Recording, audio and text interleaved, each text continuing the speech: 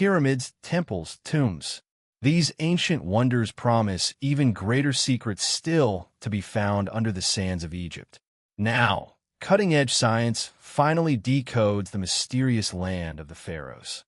With modern technology, we are gaining an insight into the way the ancient Egyptians lived and the manner of which they died. This time, health and wealth in ancient Egypt. Can the contents of a coffin royal artifact reveal the killer of an ancient queen? The analysis of the material in this flask reveals shocking results. Can modern scanning technology prove how this young woman died? And if her killer is still a threat? Is this something modern, perhaps? Trauma that occurred that affected the bones? And could 21st century science prove that a mummy found in an ancient storeroom is, in fact, Egypt's most iconic queen? The person buried there in that hidden burial chamber might be Nefertiti. Ancient clues unearthed, long-lost evidence re-examined, precious artifacts brought into the light of the 21st century. These are Egypt's unexplained files. The Egyptian pharaohs wanted to be remembered forever. They used their extraordinary wealth to build great monuments and to create priceless treasures to ensure an eternal legacy. But where there was wealth, there was envy. And the names of some of Egypt's kings and queens were scrubbed from history by jealous successors. Now, thanks to new advances in scanning and chemical analysis, modern science is helping to rediscover these lost pharaohs. Nefertiti, one of Egypt's most iconic queens, but remarkably, there is no trace of her or her tomb. The fate of Nefertiti and the whereabouts of her body are all still a mystery. Once the most powerful woman in the land, Nefertiti has been erased from history. She simply disappears from the historical record. Can 21st century science find the queen? Ancient Egypt tried so hard to hide and reveal the shocking truth of how Nefertiti died. The facial injury indicates that she died a grisly death. Little is actually known about Queen Nefertiti's life and death, but she is instantly recognizable. Nefertiti is one of the most popular individuals from ancient Egypt, one that sticks into the public imagination, not least because of the famous Berlin bust, this beautiful woman, and people want to know more about her. She was the principal wife of a man named Akhenaten. Akhenaten is one of the most famous pharaohs of the 18th dynasty. He marries the famous Nefertiti. He's the father of the even more famous Tutankhamun. So, big names, the headline acts in ancient Egyptian history. Nefertiti enjoys very unusual status amongst Egyptian women at this time. She is considered a goddess, and she's actually considered more like an equal to her husband. Nefertiti and Akhenaten were a powerful couple, but they were also hated. Akhenaten was heretic. He was remembered as somebody who harmed Egypt with his religious beliefs.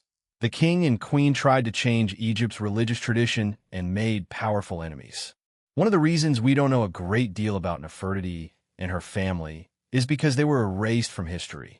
That erasing literally takes the form of people going out and chipping away the images and names. To find the queen, the first challenge is to locate her burial place. Some Egyptologists believe that Nefertiti's missing body is right under their noses. There are clues that Tutankhamun's famous tomb was actually built for a queen.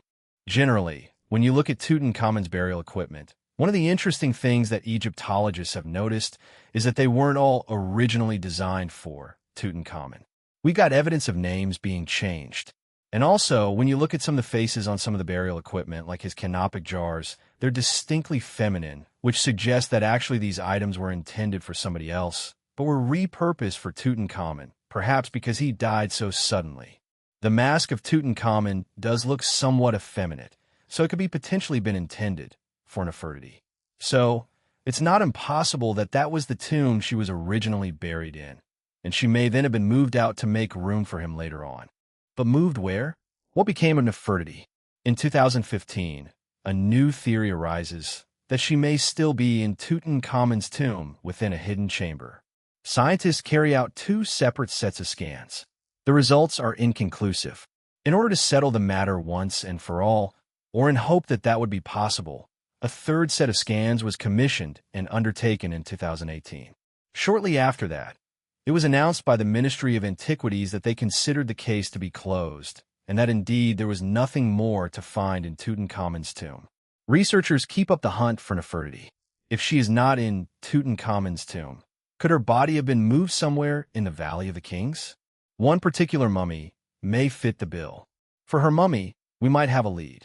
There's a tomb in particular, KV-35, which is originally the tomb of a New Kingdom pharaoh called Amenhotep II. However, this tomb was used to house other bodies. Priests were taking these bodies from their tombs because there were robberies in the area and putting them in safe places, and this KV-35 was one of those safe places. There is a mummy there of a woman. It's now been given the name the Younger Lady, and it has been proposed that in fact this may be the body of Nefertiti. The theory that the mummy known as the Younger Lady is in fact the famous Queen Nefertiti is contentious. One renowned Egyptologist, Aidan Dodson, is convinced. But what can DNA analysis tell us? As for the younger woman, the DNA seemed to show that she was the mother of Tutankhamun, and that the father of Tutankhamun had been the full-blooded brother of the lady in question, i.e. Tutankhamun was the offspring of a brother-sister marriage. This is a revelation. They have found the mother of Tutankhamun, but they certainly weren't expecting she and her husband, King Akhenaten, to be brother and sister. Dodson decides to dig deeper into the raw DNA data. And what turns out is that if a person is the offspring of 3 generations of first-cousin marriages, their genetic profile would be exactly the same as it would have been if their parent had been brother and sister. You can come up with a very credible family tree, which makes Nefertiti and Akhenaten first cousins, following on from 3 generations of first-cousin marriages. So, this mummy abandoned in a storeroom is definitely the mother of Tutankhamun, the wife of King Akhenaten, and either his sister or his cousin. But is she Nefertiti? Experts disagree. But for Aidan Dodson, at least, there's no question.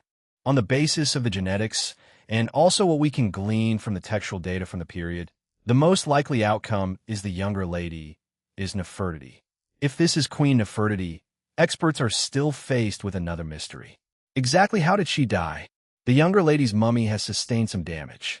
There's a huge hole in her thorax that presumably is either part of the mummification process or tomb robbery. But more importantly, the left side of her face has a huge hole in it. And at first, Egyptologists thought that must be the result of damage sustained as robbers were rooting through. But it's also, of course, been suggested that in fact this may have happened before the death, and that in fact it was the cause of the death of the Younger Lady. We know Nefertiti had powerful enemies. But could she actually have died violently? The detective work depends on 21st century scanning technology. When the head of the mummy was scanned, the results were very disturbing from the point of view of how this person died. It became clear there were fragments of the jawbone and so on inside the sinuses, which could only have happened if the damage had been done while the person was alive. One of the possibilities is that this was the result of a blow from an axe or a weapon, which indicates that she died a grisly death. Nefertiti now has her rightful place in history, but in the end, her power and fame may not have been enough to protect her from her enemies. Ancient Egyptians studied the human body and were able to diagnose and cure some illnesses. But there was a limit to how long they could maintain good health. And life in ancient Egypt was short. The average for a man was 34 years, and for a woman, just 30. Now science is revealing the deadly diseases that attacked the ancient Egyptians and which continue to affect us today. Strange marks are seen on an Egyptian mummy. They realize that something wasn't quite right with these mummies. Archaeologists need to rely on science to resolve this ancient mystery. Is this something modern, perhaps?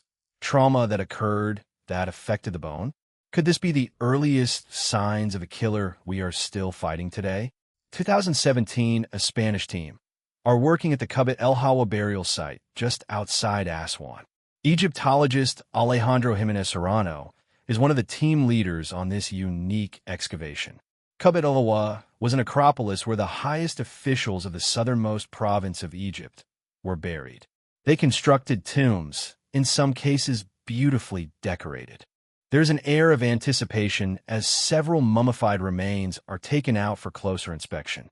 The archaeologists want to investigate how the mummification process evolved in different eras for those who could afford the very best. This is a rare opportunity in Egypt to find mummified high-level officials from the Middle Kingdom period. Every mummy that we have an opportunity of studying further tells us something more about that mummification process, which was so important to the ancient.